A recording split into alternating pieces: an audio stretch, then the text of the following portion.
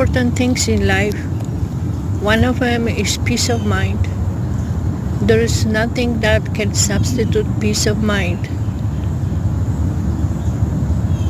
Being in nature. You have to be in stillness.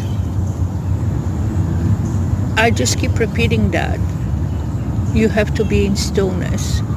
You have to find that space within yourself where no one can trigger you and no one really can trigger you.